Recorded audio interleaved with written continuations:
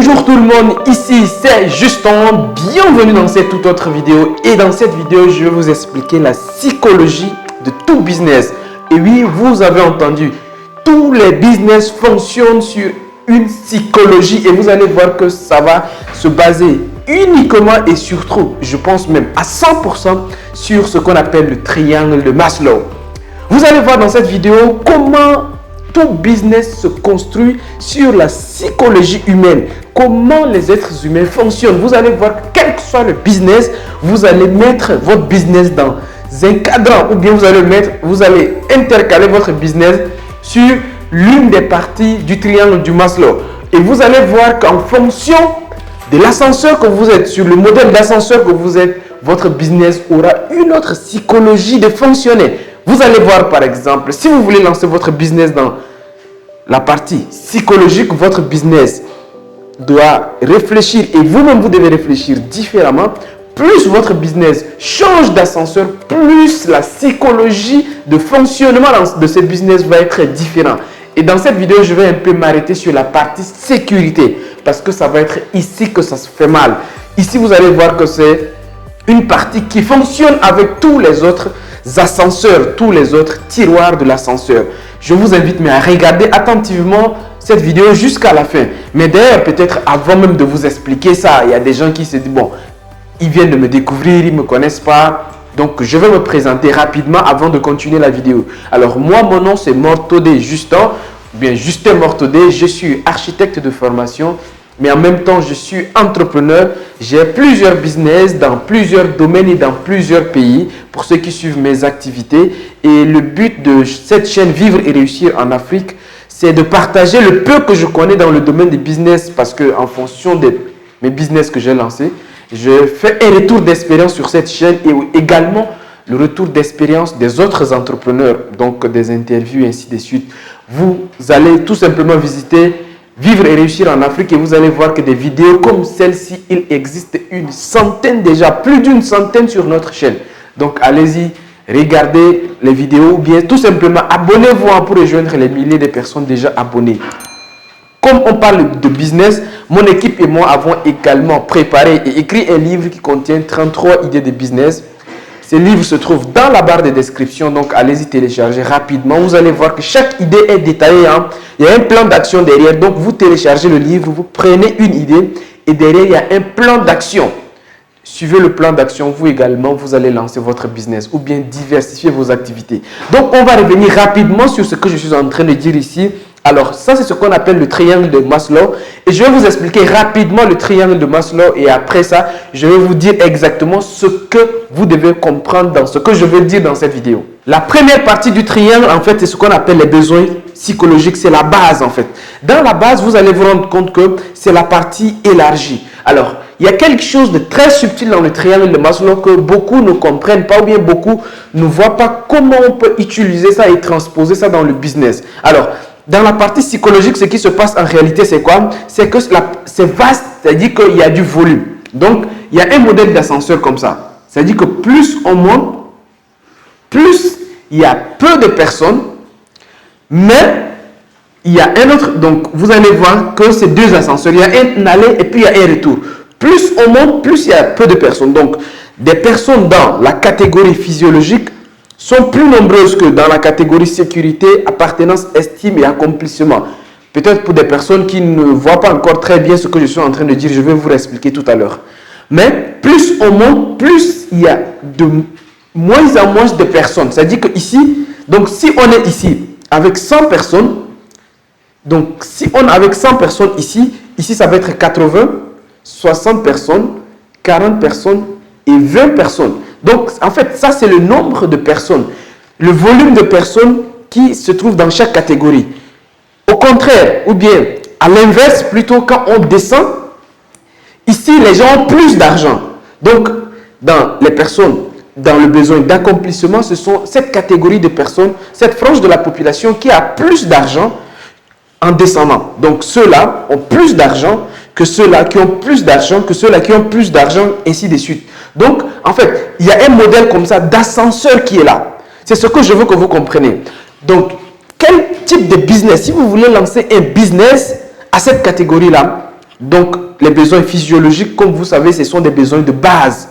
Comment manger, comment boire, comment s'habiller, comment se loger. Donc ça, c'est en fait les besoins de base, comme on les dit, les besoins vraiment basiques, quoi. Donc ça, si vous voulez lancer un business dans cette catégorie-là, ça va être l'habillement, friperie, restauration, vous vendez ou bien l'agriculture, l'élevage. En fait, ce sont des business qui s'adressent aux personnes de la première classe. Plus on monte, ça va être des personnes qui ont des besoins un peu plus élevés. C'est-à-dire que ces personnes de la première catégorie, elles sont des personnes qui veulent juste manger. En fait, le plus grand problème, c'est de manger. Pour eux, c'est de manger. Ou bien c'est vraiment se loger, même si c'est un toit sans les 4 murs, même si c'est un véranda, ils peuvent dormir. En fait, c'est juste avoir un toit et dormir. Ça, c'est les besoins de base. Ces besoins-là, on dit qu'on retrouve également chez les animaux. Trouver un arbre sous lequel se réfugier. Tout simplement, ce n'est pas des besoins, en fait, c'est les besoins de base. Mais besoin de sécurité, en fait, c'est des besoins un peu plus élevés. C'est-à-dire que quand quelqu'un arrive à manger aujourd'hui, la personne veut se rassurer que demain aussi, je peux avoir à manger.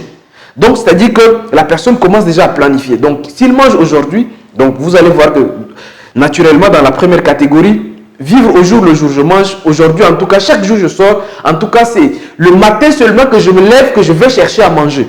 Vous voyez ce que je dis, ça c'est chez les animaux aussi.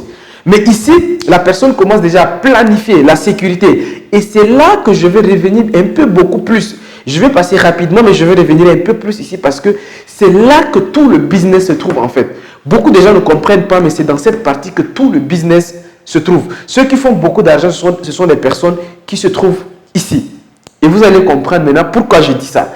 Dans le besoin d'appartenance, en fait, ce sont des personnes, en fait, c'est des besoins où une personne arrive à trouver à manger et prévoit de manger demain, ainsi de suite.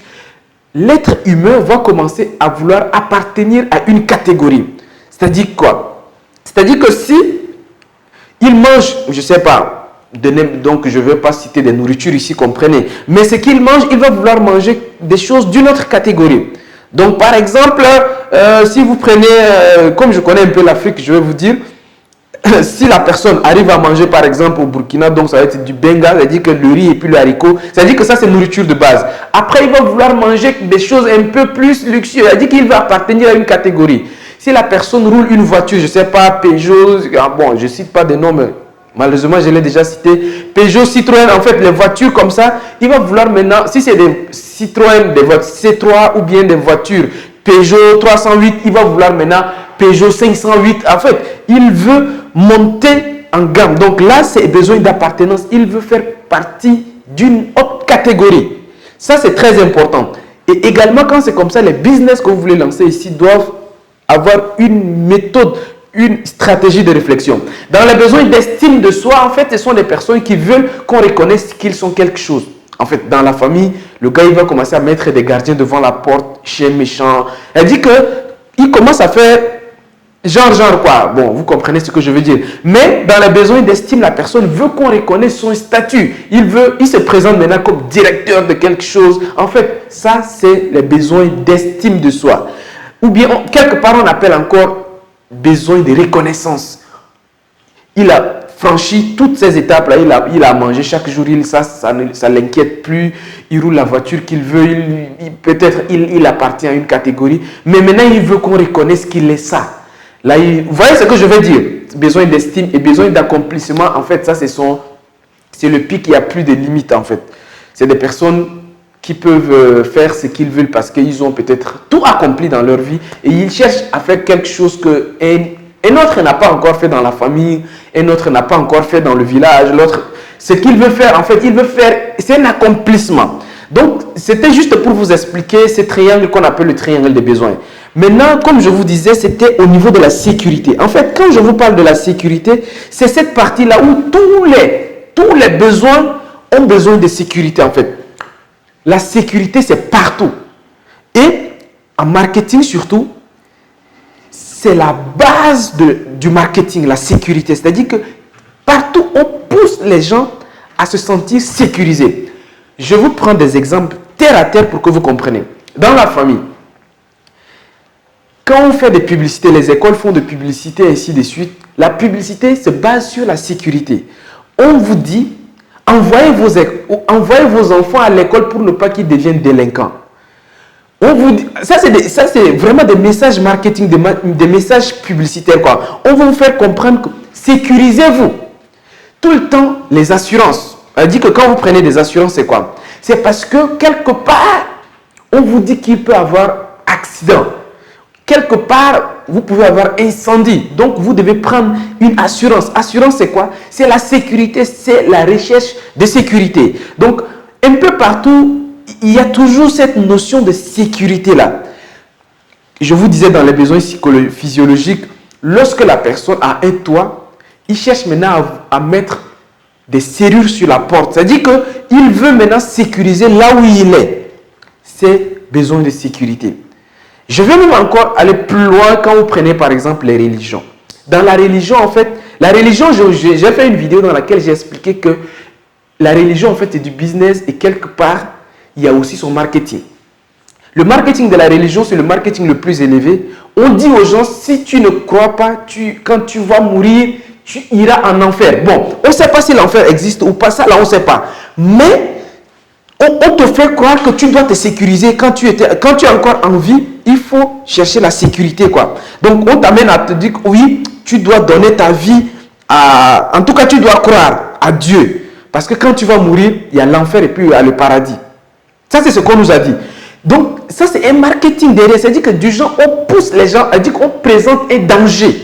On présente l'enfer comme un danger, le paradis comme le paradis, quoi. Les êtres humains, naturellement, ils sont poussés par la sécurité.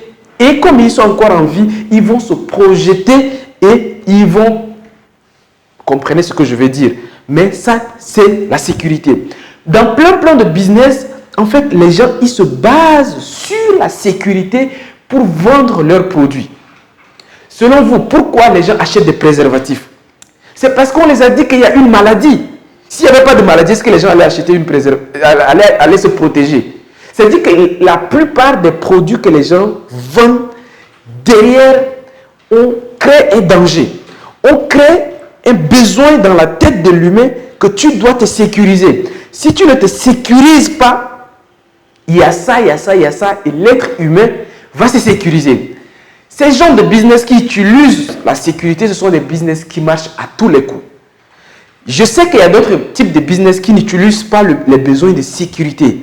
Mais les business qui utilisent les besoins de sécurité, ce sont les business qui se font beaucoup d'argent. Parce que je vous ai également dit dans une des vidéos que la peur, le danger, c'est la plus forte émotion chez l'homme. Quand l'homme est poussé par la peur et le danger, la décision qu'il prend derrière, il le prend sans réfléchir. Alors que si c'est juste pour te faire plaisir, tu te dis que bon, je vais faire ça plus tard, je vais faire ça plus tard. Mais l'assurance, on dit si tu ne prends pas l'assurance aujourd'hui, demain tu fais un accident. Donc, l'être humain va chercher tout de suite à se sécuriser. Comprenez que ça, c'est un business qui est très puissant. Quel que soit votre business, vous pouvez utiliser le principe de sécurité dans votre business. Moi, je vois un peu partout dans les écoles de business school, bien dans les trucs, ceux qui ont fait marketing, on vous dit que, ok, il y a plusieurs raisons de vente. Je suis d'accord. Il y a plusieurs, quand un client décide d'acheter, c'est pour plusieurs raisons. Mais des études ont montré que la raison qui pousse l'être humain à prendre une décision d'achat vite, c'est la sécurité. Et quand c'est la sécurité, on ne réfléchit pas trop. Je vous invite à voir dans vos business. Par exemple, moi, dans mes business, en fait, qu'est-ce que je fais très rapidement? Je vais vous expliquer. Je vends de la formation, mais pourquoi je crée de la sécurité derrière? Je dis que si vous voulez aller dans une entreprise, il faut que vous maîtrisez les logiciels, sinon vous n'allez pas être recruté. Donc, les gens ils voient ce qu'ils vont perdre. Comme l'être humain, ça c'est ce qu'on appelle les biais cognitifs. Dans la tête d'un être, il ne veut pas perdre quelque chose. L'être humain a plutôt tendance à vouloir ne pas perdre plutôt que de gagner. Quand vous le dites, qu'est-ce que tu choisis, ne pas perdre ou gagner? Il dit non, je ne veux pas perdre. Il ne voit même pas le côté gagner. Donc, il se prépare à ne pas perdre des opportunités. Donc, il va aller se faire former. C'est un business qui est là. Tous les business basés sur la sécurité, ce sont les business qui marchent trop. Dites-moi peut-être votre business et je vais vous dire comment vous allez intégrer le côté sécurité dedans pour que l'être humain se dise que non, il faut que je me sécurise, il faut que je me mette à l'abri.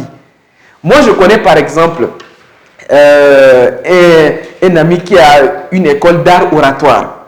Et lui, tout le temps, son message marketing, c'est quoi? Il dit que la prise de parole en public est un exercice très dangereux. Formez-vous à prendre la parole en public. Il y a une école également d'art oratoire qui dit que prenez la parole, sinon vous allez vous faire humilier. C'est-à-dire que le message derrière vous pousse à avoir peur et de passer à l'action. C'est une technique très puissante d'utiliser la peur, le danger, la sécurité pour pousser les gens à passer à l'action. Ça, ceux qui ont compris le marketing, ils comprennent que ça, c'est comme ça que ça fonctionne dans des gros business. Les gros business utilisent cette partie de l'ascenseur là, la sécurité. Et le problème, alors pour finir, l'avantage que vous avez, c'est que la sécurité, tout le monde cherche la sécurité. Que ce soit ceux qui ont des besoins d'accomplissement, besoins d'estime, ils vont toujours chercher à sécuriser ce qu'ils ont. Qu'ils ont déjà tout ce qu'ils veulent, ils vont toujours chercher à sécuriser. Même s'ils n'ont pas, ils cherchent toujours la sécurité. Donc comprenez que c'est un gros avantage de chercher à instaurer dans vos messages marketing, dans vos messages publicitaires, la sécurité. Voilà. Donc comme chaque jour, nous sommes sur chaque jour maintenant, chaque jour on publie une vidéo. Donc chaque jour revenez ici pour prendre des stratégies de business, de la motivation et surtout tout ce qui est opportunité qu'on présente tout le temps sur cette chaîne. Donc voilà les amis, je vous attends dans la barre de commentaires à me dire ce que vous pensez de cette vidéo. Quant à moi, je vous dis à très bientôt, surtout en passant. N'hésitez pas de partager cette vidéo dans le maximum de groupes. On se dit à très bientôt. Au revoir et ciao ciao.